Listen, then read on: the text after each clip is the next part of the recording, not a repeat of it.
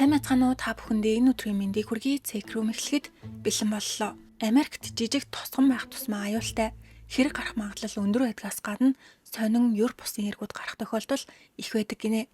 Өнөөдрийн арх хэрэг маань тиймэрхүү гэж ойлгож болно. Америкийн Кентаки мужид Пембрук гэх жижиг тосгон байдаг. Кентаки мужийн хамгийн баруун өмнөд хэсэгт байрладаг 700 орчим хүн амтай эрдэн шиш болон буурцгийн талбайнууд их барилга гээд ах юм байхгүй үр тарианы агуулга болон сүм гал унтраах газар л байгаа. Тосгоны гол галт тэрэгний зам байх бөгөөд галт тэрэгнүүд тэр замаар явх болгондоо дуугархаас өөр онц гойд чимээч гардггүй. Тосгоноос машинаар 30 минут орчим явхад Форт Кемпбелл гих манайхаар бол цэргийн анги байдаг учраас цэргүүд ч бас энэ тосгонд амьдардаг. Гэтэл ийм жижигхэн тайван хотод Америкт цаартай нэг хэрэг гарсан. 2015 оны 10 сарын 19-ний өглөө 8 цаг 45 минутанд гал унтраах газар Эрдэнэ шишийн талбайд гал гарч ийна гэсэн дуудлага ирж гал сөнөгчдөг очиход нэг машин шатчихэдэг бөгөөд нэг л сонин үнэр гардаг. Гал сөнөгчд галыг унтрааж машин доторхыг ажиглахад хав харуултлаар шатсан хүний цогц байв. Нэг биш бүр хоёр байлаа. Гал сөнөгчд энэ бидний хийх хэрэг биш байна гэж үзээд Кентаки мужийн цагдаа нарыг дууддаг. Ингээд цагдаа нар машины дугаарыг шалгаж үзэхэд 57 настай Памела Филлипс гэх эмэгтэйгийн нэр дээрх машин байв. Хэрийн газраас маш их бензин үнэртжсэн учраас цагдаа нар зориуд бензин асгаж галдан шатаас эрэг байна гэж үздэг. Анх гал сөнөгчд болон цагдаа нарыг ирэхэд ямар машин болох, ямар өнгөтэй болохыг нь ялгаж чадахгүй байсан бөгөөд дотор нь хүн байгааг нэг хараад болох хэцүү ээжээ. Эхэндээ санал байна гэж утсан ч хүн байсан. Машин тэр чигтээ шатсан ч азар дугаарыг нь харах боломжтой байв. Машины эзэн эмэгтэй энэ тосгонд амьдардаг бөгөөд хурмаа хийсэн. Цагдаа нар хамгийн түрүүнд гэрт нь очиход Пэмийн байшин маш том хуучин бөгөөд бараг 100 гаруй жилийн настай юм шиг харагддаг. Цагдаа гэрт ирж хаалгыг тогтсон ч ямар ч хариу байсангүй. Магадгүй хосууд машинтайгаа шатсан болохоор гэрт хүн байхгүй байгаахаа гэж бодоод гэрийн эргэн тойрныг ажиглахад барилгын материал шат гих мэт зүйлүүд энэ тэндгүү тарж гэрүү барилгын талбай юу гэдгийг ялгахад хэцүү ээжээ. Мөн гэрийн уртаалт авах явган үний замын блокн дээр цусны туслууд байхаас гадна туссан цуснуудыг дагаад явхад арын хашаа хүртэл явдаг. Гэтэл арын хашааны зүлгэн дээр их хэмжээний цус байв. Яг л хин нэгэн хэмжээгээр цус алдсан байх гэж бодохоор байлаа. Цагдаа нар хин нэгэн хосуудыг хутга, буу юм уу ямар нэгэн зэвсгээр хөнөөж машин цуулгаад нотлох баримтаа устгахын тулд машиныг шатаасан гэж таамагладаг. Ингээд цагдаа нар яаралтай нэгжиг зөвшөөрөл авч байшин руу ороход дотор чив чимээгүй хинч байсангүй. Гэхдээ байшин доторхыг хинч харсан хэргийн газар шиг харагддаг. Хаалганы яг урд цус тусалсан байх бөгөөд хажууд нь утас байхаас гадна тэнд ч бас маш их цус байв. Энэ гэрт юу асныг хамгийн сайн мэдж байгаа хосуудын тэжээдэг Шеферд нохой байлаа. Хөгшрөөд ч тэрөө цагдаа нарыг орж ирэхэд огт хуцаагүй. Цагдаа нар бусад газрыг нэгтсэн ч хаалганы урдах цуснаас өөр уул мөр байсангүй. Ингээд доторх нэгжлэг дуусч арын хэсэг рүү гарахад тагтны шал онгойдог юм шиг харагдахаас гадна тэнд ч бас цус байлаа. Шалыг уцаар татаж онгойлгодог бөгөөд нээгээд үзтэл доошоо хонгил руу буудаг хэсэг байв. Ингээд цагдаа нар шатаар доошоо буухад нэг хувцс шиг зүйл байдаг бөгөөд гэрэл тусгаа тартал 60-аад орчим насны эрэгтэй унсан байх ба 5 удаа буудулж маш их хэмжээний цус алдаад нас орсон байдалтай байв. Цогцны хөл суг гээд эргэн тойронд нь шатжгаад унтарсан модны мөчрнүүд байх бөгөөд хувцснууд ч бас баг зэрэг шатжээ. Магадгүй гэмт хэрэгцэн цогцыг зөөж энд авчирч гал асаагаад хонглын хаалгыг хаагаад цугцсан баг. Гэтэл хонголд хүчил төрөгч баг учраас гал унтарсан. Хэрвээ хүчил төрөгч хангалттай байгаад шатсан бол гэр тэр чигтээ шатах нь ойлгомжтой. Тэгвэл энэ хүн хин юм бол? Хосуудын цогц эрдэн шишийн талбайн тэр аваас машинд шатсан байдалтай олцсон байхад хонголд байгаа энэ эрэгтэй хин юм бол? Гэтэл хонголд байсан эрэгтэй бол Пэмийн нөхөр 59 настай Кельвин Филлипс байв. Одоо байшин хэргийн газар болсон учраас цагдаа нар байшингийн эргэн тойронд хайлт хийж гад гар буулдаг. Дэлхийн 2 дугаар дайны үед Германы цэргүүд хэрэгжилжсэн P08 лүүгэр парабеллум гэх буу. Дахиад нэг зүйл олсон нь цуснд буудагдаж хатсан гар утас. Утас хосын гэрээс биш хажуу айлгол нь тэдний гэрийн бараг дундаас олцсон гэж хэлэхэд болно. Тэдний байшингийн хооронд хашаа байдагч бүтэн биш. Яагад гэвэл голдоо байх машин замаа хамт хэрэгэлдэг гэжээ. Гаднаас нь харахад тэднийхэн хоорондоо нэг хил хязгааргүй болохоор нэг ай шиг харагддаг. Цагдаа хажуу айл руу очиход хаалга нь онгорох байхаас гадна ойртох тусам чихэн чиртэй хөгжмийн ай гарав. Зурагт нь асаалттай ямар нэгэн чихэн чиртэй юм дуугарсаар байдаг. Гигэн цагаан өдөр гэр доторх бүх гэрэл асаалттай. Цагдаа хүн байна уу гэж хэд хэд удаа асуусан ч хариу өгөөгүй тул гэрлөө ороход ширээн дээр хоол урж аяганд шар ариг дүүргэсэн байсан ч хүн байсангүй. Сайн ажиглаад үзвэл энэ хоолыг 1 юм уу 2 хоногийн өмнө бэлдсэн юм шиг харагддаг. Мах нь хатаж, салаад нь үржиж хатаад шар аригны газ нь гарсан байв. Цагдаа нар гайхаж хажуу айлынх нь хүмүүс нас орчихсон байхад энэ гэрээ эзэн ч бас алга болсон юм ах та. Яагаад хаалхан онгорхоо үлдээгээд явсан юм бол? Гэрэл бүгдээрээ асаалттай байхыг харуул шүн гараад буцаж ирээгүй мах та гэж бодохоор байлаа. Энэ гэрт 63 настай Эдвард Дансеро гэх хэрэгтэй амьдардаг. Цагдаа гэр доторхыг ажиглахад удаан хэргэлсэн гэмээр сандлан дээр бууны арьсан цүнхэв. Мэдээж хамгийн түрүүнд Эд хэрэгтэй юм болов гэж бодсон ч гаднаас олцсон цус нь будагцсан гар утас Эд хийх байсан. Тэгэхээр Эд ч бас хохирогч байх боломжтой.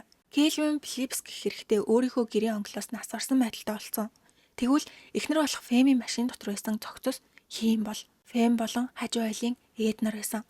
Харин Эдийн машин гэрээсээ 2 км-ийн зайд байх Пемброк баг сургуулийн машин зохицолоос олцсон. Машин түлхүүр нь зоолттой хэвээрээ урд хайрцагт нь түрүүвчин хүртлээсэн. Тэгвэл машиныхаа түлхүүрийг зоолттой нь үлдээхэр хэмжээний яарч гараад хажуу айлын гэрэлсэн эмэгтэй болох Фэмийн машин суусан болов. Маш их асуултаар дөрөнхөө амны эрэг байсан. Цагдаа нар гэрчээвэл холбогдохыг хүсдэг.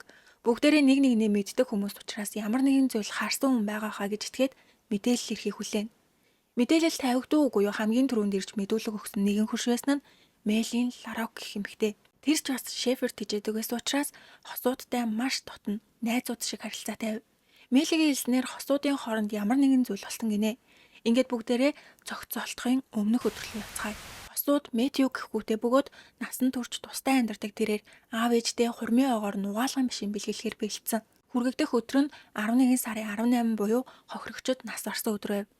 Энэ өдөр банкнд ажилладаг Фэм ажлаа хийжэтэл утсанд нь дуудлага ирж хүргэлтийн ажилтан угаалгын машин авчирсан боловч гэрт хүнгүй байна дараа дахиад ирья гэдэг. Энийг сонссон Фэмийн уур нүрсэн. Гэрт нөхөр нь байгаа.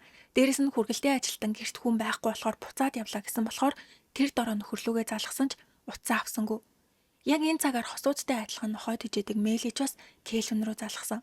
Шалтгаан нь энэ өдрийн өглөө Мэли хүн болгоны мэддэг амьтны эмнэлэг рүү очисон бөгөөд эмч Мэлид Кельвиний тэжээдэг нохоо өнөө маргаашгүй болсон тухай хэлсэн болохоор Кельвинд хэцүү байгаа хаа сэтгэлийг тайтгаруулъя гэсэн бодолтой залгасан ч утсаа аваагүй.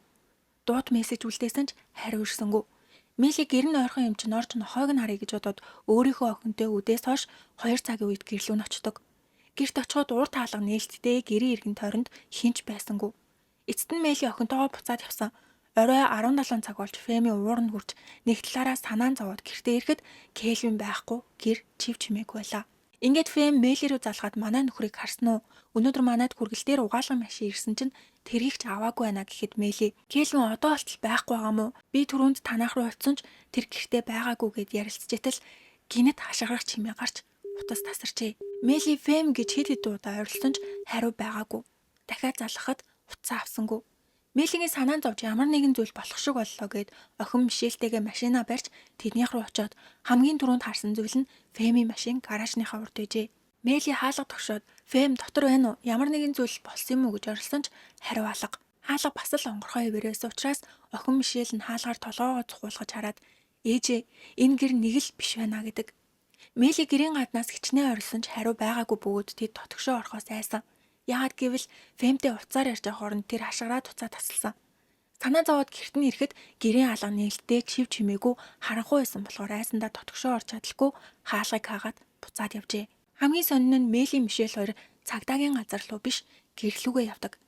Яагаад цагдаад мэдэгдээгүй юм бол ингээд маргааш нь хосуудын цогц хажуу айлын хөрш Эдийн цогцтой олцсон болохоор Мэли сандарч хамгийн түрүүнд ирж мэдүүлэг өгчээ. Тэгвэл одоо бүгдээрээ Кельвин, Фэм болон хөршайлын Эд нарын талаар баг зэрэг ярилцъя. Фэм 57 настай банкны эрхлэгч, харин Карл 59 настай тэтгэвртэй гарсан цэрэг. Эхнэр нь ажил хийдэг болохоор олон жилийн настай хуучин байшингаа цэцэнгаа тэтгэврийн амьдралаа ая тухтай өнгөрүүлдэг байсан. Хажуу айлын Эд 63 настай бөгөөд төгөлдөр хуурын багш, жаз, рок төгөлдөр уурчаар идэвхтэй ажилдаг. Харин Кельвин гитар тоглох хоббитой учраас хөршүүд баг багаар дотн соос үр арга байсангүй. Эдийн байшинч бас 100-аад жил болсон учраас ямар нэгэн юм болохоо ойлвол хамтдаа засаж нэг нэгэндээ тусалж дотн найзууд болсон. Бараг шөнө бүр 10-11 цаг болтол шар ариг уунгаа гитар төгөлдөр ур тоглох нь өдөр тутмын амьдралын хэм маяг нэсэн. Тэд гуруулаа хүмүүстэй сайхан харилцаатай ямар ч асуудалгүй хүмүүс ээжээ. Ийм хүмүүсийг хэн яагаад ямар шалтгаанаар хөнөөсөн бол 10 сарын 20 буюу хохирогчдыг олсны маргааш цагдаа нар дахиад нэг гэрт нэгжлэг хийх зөвшөөрөл авчээ. Тэр бол Фэм Кельвин нарын байшингийн уртлын шар өнгөтэй байшин. Гэрийн эзнийг Кристиан Мартин гэдэг. Кэлвинтэй адилхан цэргийн хүн. Цагдаа нар зүгээр нэг Крисийн гэрийг нэгжээгүй. Пемброкийн түүхэнд анх удаа тусгай хүчний баг бүрэн зэвсгэлж эргэн тойрноо сайтар ажигладаг. Юу болсон бэ гэхээр цагдаа нар өчигдөр Кэлвиний гэрийн ширээн дээрээс нэг бичиг баримт олсон. Цэргийн шүүх хурлын гэрчээр дуудагдсан бичиг байв. Крис шүүхэд дуудагдсан бөгөөд Кэлвин түүний эсрэг гэрчээ мэдүүлэг өгөх төлөвлөгөөтэй байсан. Энэ бичгийг харсан цагдаа нар шүүх хурлаас болоод Крис асуудыг хөнөөсөн байхаа гэсэн таамаг гаргадаг. Ингээд Крисийн гэрт нэгжлэг хийхэд гэрээс гар буу, машинаас орчин үеийн 45 калибрын буу олсноос гадна гэрт байх гутал нь тэр чигтээ шавар болсон байдалтай олддог. Цагдаа нар Крисийн гэрт байх сейфийг хүртэл онгойлгоход дотроос нь дахиад нэг буу гарч ирэхийг хараад Крисийг яалтчгүй хэрэгтэн мөн байна гэж сэжгэлдэг. Яагад гэвэл Пэм Эд хоёрын биеэс олцсон бууны сум 22 калибрын бууны сум байсан бол Кэлвиний биеэс 45 калибрын бууны сум гарч ирсэн. Дээрээс нь шатсан машин эрдэнэ шишийн талбайгаас олцсон бөгөөд өмнөх өдөр нь бороо их орсон учраас шаварлаг болсон. Тэгэхээр Крисийн гутал тэр чигтээ шаварлсан байснаас гадна Карлиг хөнөөх шалтгаан байсан гэж үзээд цагдаа нар Крисийг тэр дороо байрвчилсан ч нэг удалгүй түүнийг сулсан. Яагад гэвэл Америкт 22 болон 45 калибрын сум маш түгээмэл байдаг гинэ. Харин гутлын хувьд хөдөөний тосгонд гутлаа шавар олгох нь тийм хэцүү зүйл биш учраас Крисийг алуурчин гэх нотлохоо бага байлаа. Хэд хоногийн дараа Пэм Кэлвин хоёрын гэрт нэгжлэг хийж дууснаас хойш 10 орчим хоногийн дараа оршуулга болж энэ байшинг цэвэрлэхээр болдог. Хүү Мэтью Кэлвиний эмэгтэй дүү Диана нар цэвэрлэгээ хийж гад нэг зүйл олсон. Хаалгаар орохоор хажуу хаананд нэг тавиур байх бөгөөд тэнд цэргийн таних дугаар буюу дог таг байдаг. Цэргүүд хүзүүндээ зүгээд яваад байдаг мөнгөн төмөршөг зүйлт. Диана энэ ахыгын бах та гэж бодоод нэрийг нь шалгатал Крис Мартин гэсэн байв. Диана урд байшинд амьдардаг хүний хоноо гэж таньсан бөгөөд дахиад нэг сонир санагдсан зүйл нь цагдаа нар гэрийг бүхэлдэн нэгдсэн мөртлөө ийм зүйлийг үлдээсэн. Ямар ч тач Диана цагдаад мэдэгдэж тэр зүйлтийг өгдөг. Цагдаа нар дахиад Крисийг дуудаж яагаад таны цэргийн тэмдэг хосуудын гэрээс гарч ирж байгаа юм бэ? Энэ санамсаргүй тохиолдол мөн үү гэхэд Крис энэ минийх бишээ хуурамч байна шалгаад үз. Албан ёсны ийм юм дээр би Крис гэж бичихгүй бүтэн нэрээ бичнэ.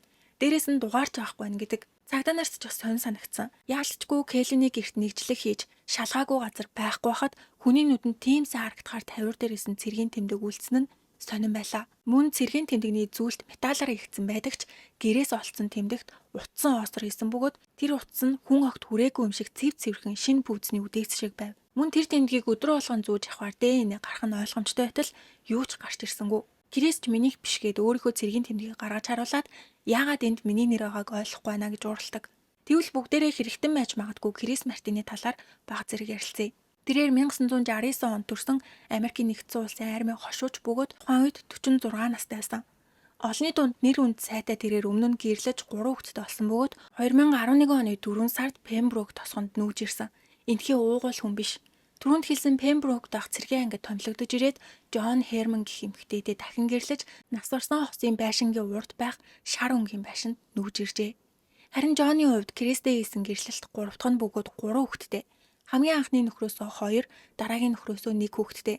Ингээд 5 амбул шар байшинд амьдардаг. Гэтэл нэг удалгүй тэдний харилцаа баг багаар муурсан. Нөхөр Крисийн хэлснээр Джон араар нь тавьсан гэдэг. Тэд тохиролцож биш бараг л бие биенээ үзээ яддаг болохоос салцгаасан. Нэг өдөр Джон 911-т нөхөр маань намайг зодож хүчээр бэлгийн харьцаанд орсон гэж дуудлага өгдөг. Цагдаа ирж тэдэнтэй ярилцахад Крис би гарч хүрээгүй гэж хэлдэг.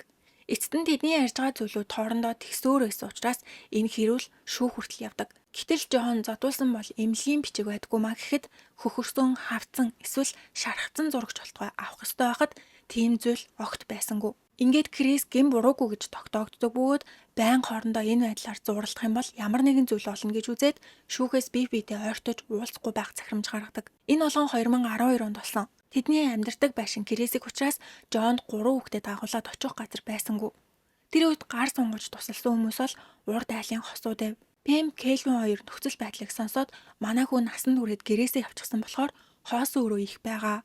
Манай гэрт хэсэг амьдруул ямар вэ гэхэд Джон баярлаа гэж хэлээд 3 хүүхдэд дагуулж тэднийд ирдэг. Хосууд зөвхөн гэртээ байлгах биш, хоол бэлдэж өгөхөөс гадна Джонд машин байхгүй учраас хүүхдүүдийг Пэм ажилдаа явахдаа сургуульд нь хүртэл өргөж өгдөг гэжээ. Гэвч энэ бүхэн хэрэг гарах эхлэл болсон. Яагад гэвэл Джон ажилгүй. Мөн энэ гэрээ эзэн Кэлвин ч бас ажилгүй. Хаяа нэг юм эвдэрх юм бол тэрийг засгаасаа үрзүүл хийдэггүй. Өдөржингөө хамт байдгаа гэсэн үг. Хэдэн сар ингэж амьдраад Джон амьдрах байшаа олж тэднийхээс явах болсон ч Кэлвинээс нэг зүйл гуйдаг. Хизээч биелүүлж өгч болохгүй гуйлтайсан. Жон нэг өдөр Кэлвин би эмээгийнхээ хийж өгсөн хөжлийг Крисийн гэрт үлдээгээд ирсэн байна. Уг нь хайрцагт тийгээд бэлдсэн ч яарад мартчихсан байна. Би тэр гэрлүү дахиж ормооргүй байгаа болохоор авчирч өгч болох уу гэдэг.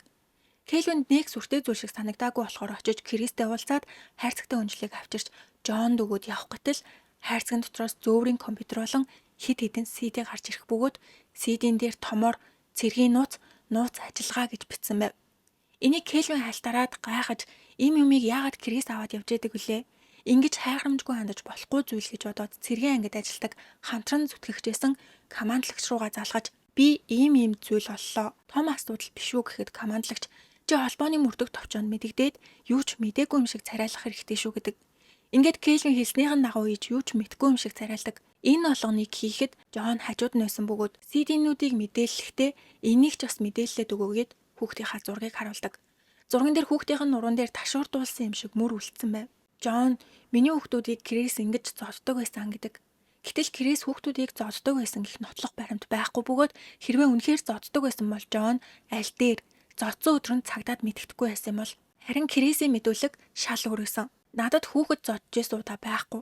Тэр эмэгтэй надаас мөнгө авахын тулд ийм зүйл хийж байгаа гэдэг.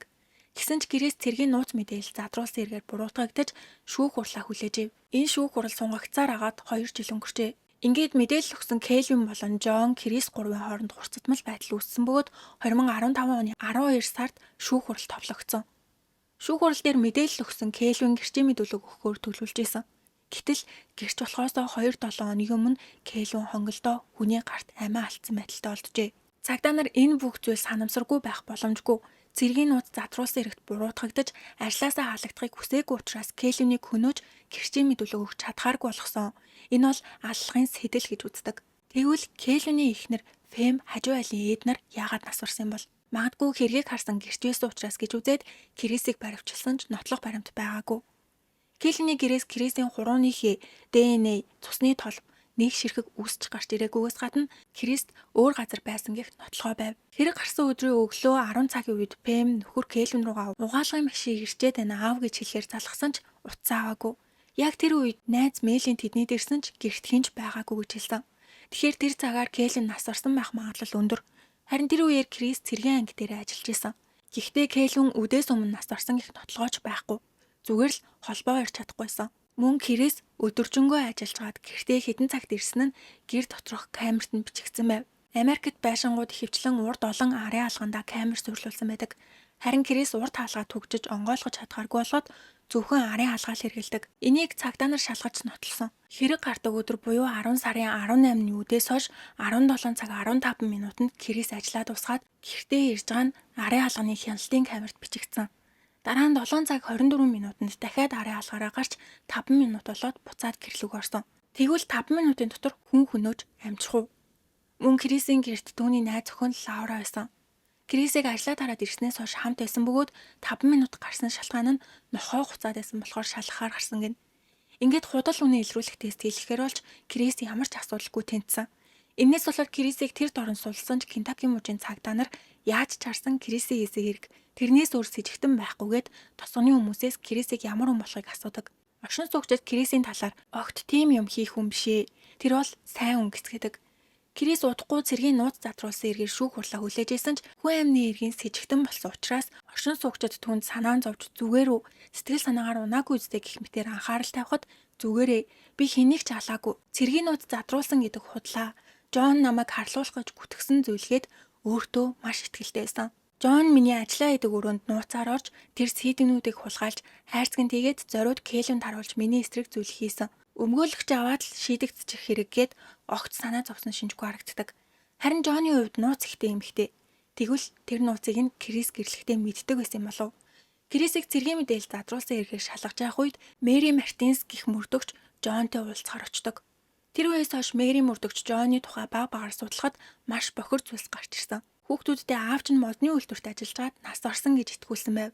Мэри шалгаад үзтэл хүүхдүүдийн аав оргион мужид сайхан амьдарч исэн. Яагаад эрүүл саруулаагаа аавыг нь нас орсон гэж хэлсэн бол харин дараагийн нөхрөө хүүхдүүдэд гар урч бэлгийн үчирхээлэл үйлддэг гэмт хэрэгтэн гэж хэлсэн болохоор Мэри энэ үнийг шалгаж үзгээд гэмт хэргийн бүртгэлгүй цагдаагийн байгууллагад дуудагдчихсан удаа байхгүй.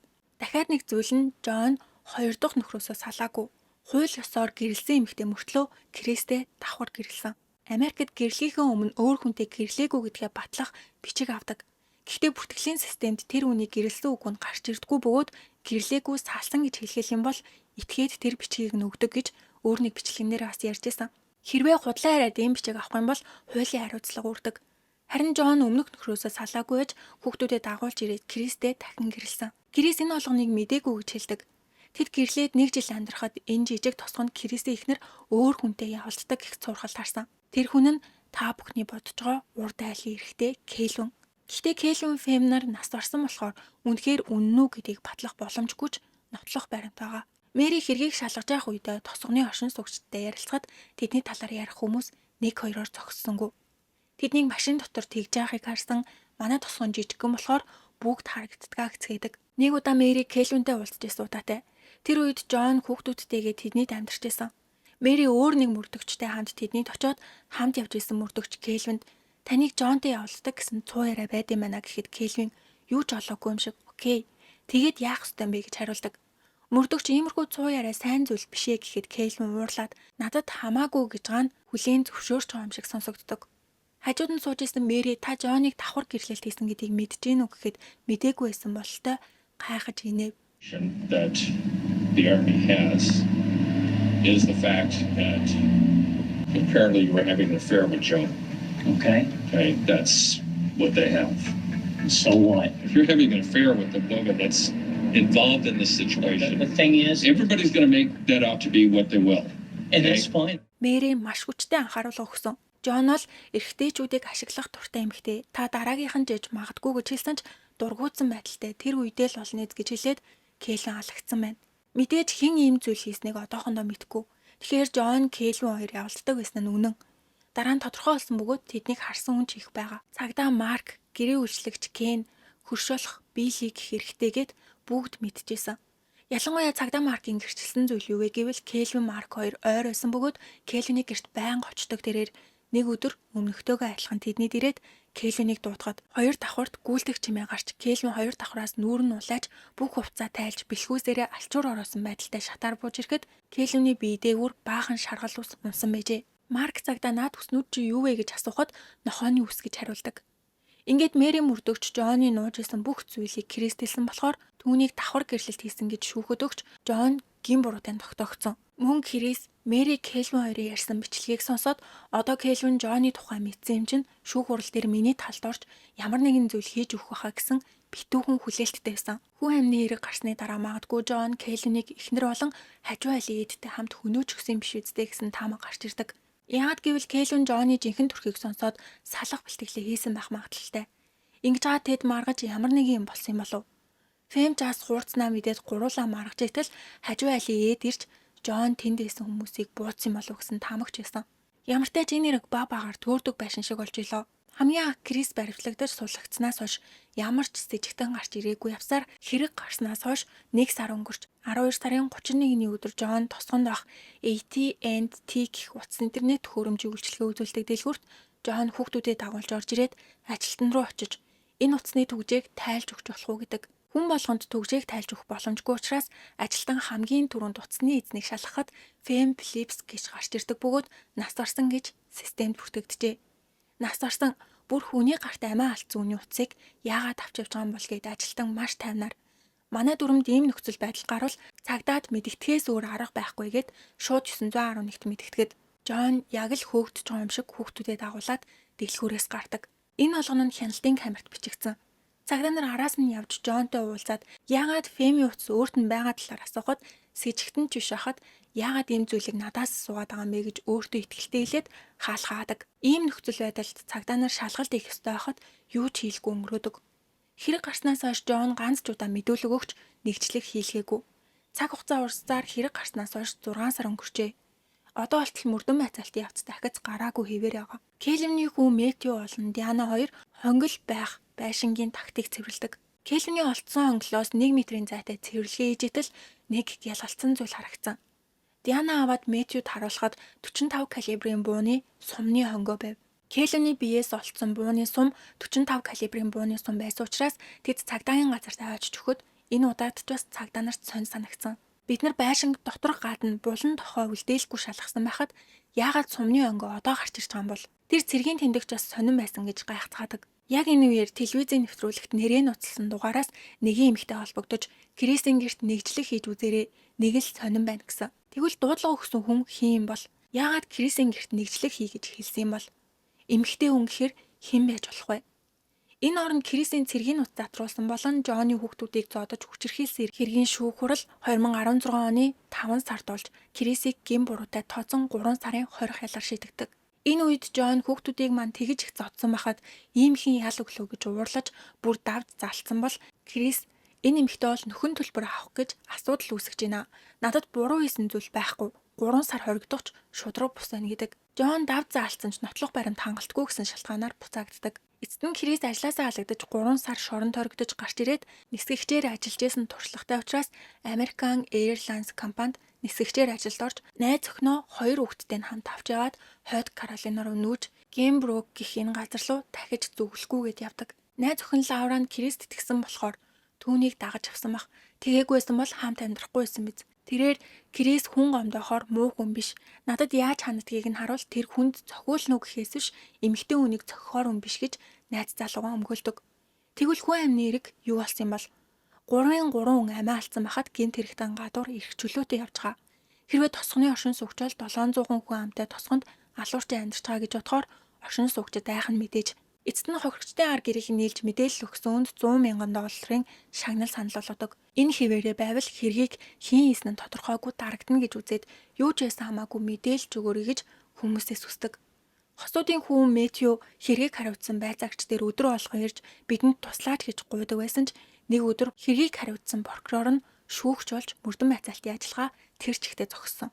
Ингээд Мэтью Кентаки мужийн ерөнхий прокурорт загтал бичиж хэдэн 10 хүний төлөө бидэнд туслаач гэж гуйсны эцэст ерөнхий прокуророос танаа зовлтгүй бид заавал энэ эргийг шийдэх болно гэсэн хариу өгсөн ч 2 жил, 3 жил, 4 жил өнгөрсөн ч мөрдөн байцаалтын явцад ямар ч ахиц гараагүй хэрэг мартагдж явах энэ үеэр 2019 оны 5 сарын 10-ны өдөр Мэтьюгийн утсанд нэгэн дуудлага ирдэг. Нилээн танил дугаар байсан нь прокурорын газрын дугаар байсан бөгөөд утсаа бүү үгүй юу. Мэтью яг одоо хаана байна гэхэд Мэтью Луис Бэлт гэж хариултал буутай юу. Буутай бол буугаа аваад гэрээсээ гарч машинаа унаад нэг очоод идэггүй газар руугаа яв. Тэгээд над руу залхаарай гэдэг. Мэтью юу болоод байгааг ойлгохгүй гэрээсээ гарч замаар явж байхдаа прокурортой холбоо ирдэг. Прокурор Мэтью сайн сонсчээ. Одоо Крисийг сэжигтнээр татнаа. Гэхдээ Крис одоо ажил дээрээ биш Луис Бэлт байна гэдэг. Крисийн амьдардаг газар ажил нь хүртэл Хойд Каролинад. Харин Мэтьюгийн амьдардаг газар Кентаки мужийн Луис Бэлт. Тэгэхээр Мэтью Крис баригдахаас өмнө надтай уулзгаар ирсэн болов эсвэл намайг алах гэжсэн бах та гэж бодсон. Мэтью машинаар 1 цаг давхиж буудалд орж нуугддаг. Гэтэл би түрүүнд хэлсэндээ Крис American Airlines нисгэгч хийдэг. Ажил нь байнга онгоцоор Америкийн өнцөг булан руу нисдэг тэрээр тухайн өдөр санамсаргүй Мэтьюгийн амьдардаг Луис Бэлт рүү нисэх хуваартай байсан. Албаар Мэтьюг хайж очсон юм биш байлаа. Хэрэг зогсон байдалтай 4 жил өнгөрсний дараа ямар нэгэн шалтгаанаар Крисийг баривчлах зөвшөөрөл гарчээ. Ингээд цагдаа нар түүнийг хаана байгааг шалгахад Хойд Каролинад амьдардаг Крис хохирогчдын хүү Мэтьюгийн амьдардаг газар руу хөдөлж явахыг хараад шуугаан дэгдэж бөө юм болсон.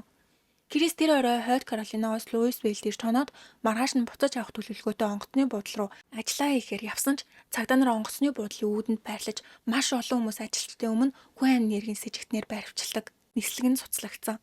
Ингээд Крис 4 жилийн дараа Кельвин Пэм болон хажуу айлын Эднарыг хөнөөсөн галдан шатааж дээрэмцэн нотлох баримт тусдагсан эргээр дүнд эрүүн эргүүсгэж цагдаа нар хэвлэлийн маг хурал хүртэл зарласан бөгөөд бид нар хэргийг шийдчихлээ гэж онгорч байгаа юм шиг уур амьсгалтайсан. Хэвлэлийн баг хурал дээр бид нар шудраг ёсыг хэрэгжүүлсэн гэж мэдгэтгэд оршин суугчдад сонь санагдсан.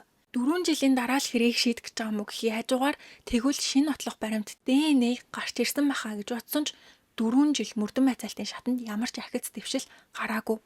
Сэтгүүлд шинэ нотлох баримт байгаа талаар нь асуухад одоогоор тодорхой нотлох баримтын талаар хэлэх боломжгүй гэж хариулдаг. Крисийн өмгөөлөгч Том би Кентаки мужийн цагдаа нар болон прокуроруудыг маш сайн мэднэ. Тэд ямар ч нотлох баримтгүй мөртлөө буруугүй хүмүүсийг хүн амны эрэгт буруутгах гэсэн тохиолдлууд их байдаг.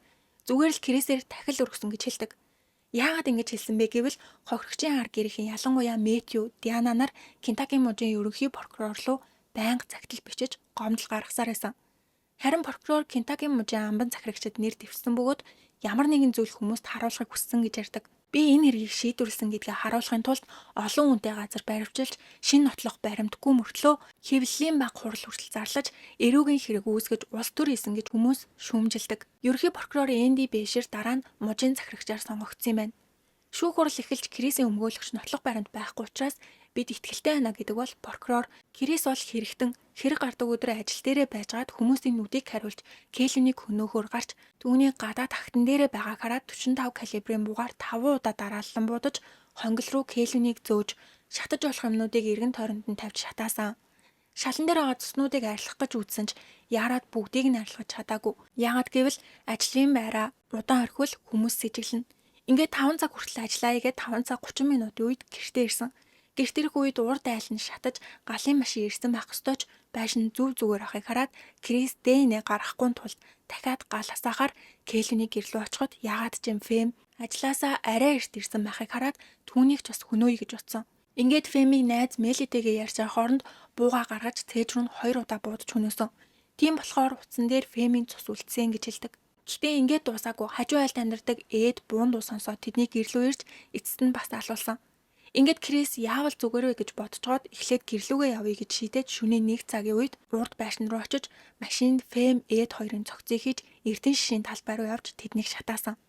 Келвинийг ч бас хамт авч явахыг хүссэн ч нас дараад утсан болохоор биеийг хөшөж хөдлөхөд хэцүү байсан учраас хонгилд тэр чигт нь үлдээсэн гэдэг. Энэ бол прокурорын талаас гаргасан таамаг. Харин Крис шүүхтэр байнга шудраг бус байна гэж үгүйсгдэг. Гэтэл прокурор шүүх хурал дээр гинтийн нотлох баримт танилцуулсан.